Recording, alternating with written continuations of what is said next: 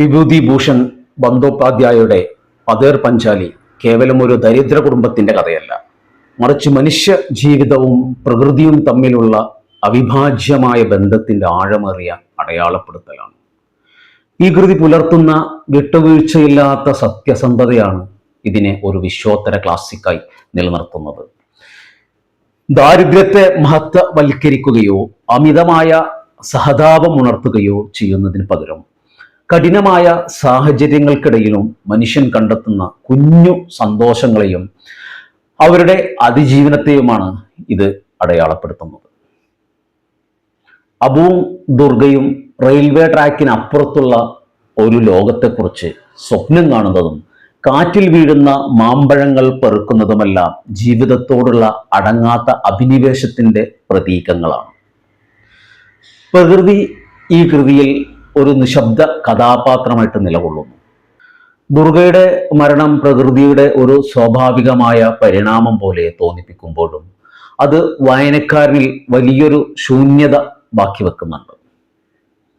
ഹരിഹരന്റെ നിസ്സഹായാവസ്ഥയും സർവജയയുടെ കഠിനമായ പോരാട്ടങ്ങളും സാമ്പത്തികമായ അസമത്വങ്ങൾ ഒരു മനുഷ്യന്റെ ആത്മാഭിമാനത്തെ എങ്ങനെയെല്ലാം മുറിപ്പെടുത്തുന്നു എന്നതിൻ്റെ നേർക്കാഴ്ചയാണ്.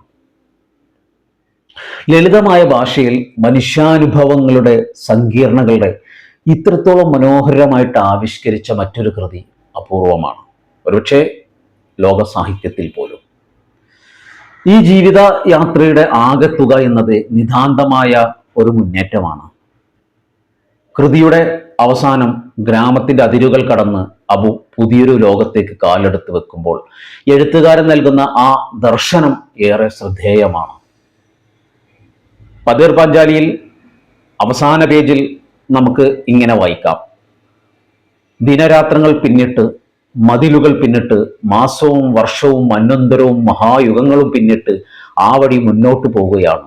നിന്റെ മനോഹരമായ ജീവിത സ്വപ്നങ്ങൾ പായൽ കയറിയാലും എൻ്റെ വഴി അവസാനിക്കുന്നില്ല.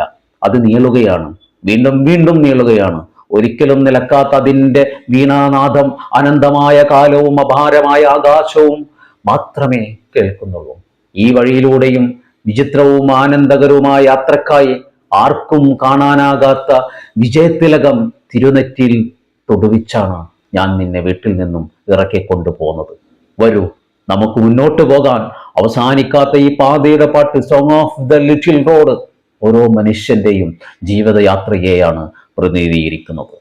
നഷ്ടങ്ങളും വേദനകളും ഉണ്ടെങ്കിലും പുതിയ പ്രതീക്ഷകളുമായി മുന്നോട്ട് പോകാനുള്ള ആഹ്വാനത്തോടെയാണ് പതേർ പഞ്ചാലി വായനക്കാരൻ്റെ ഉള്ളിൽ ഒരു വിങ്ങലായും അതേസമയം ഒരു വലിയ പ്രകാശമായിട്ടും അവശേഷിക്കുന്നത്.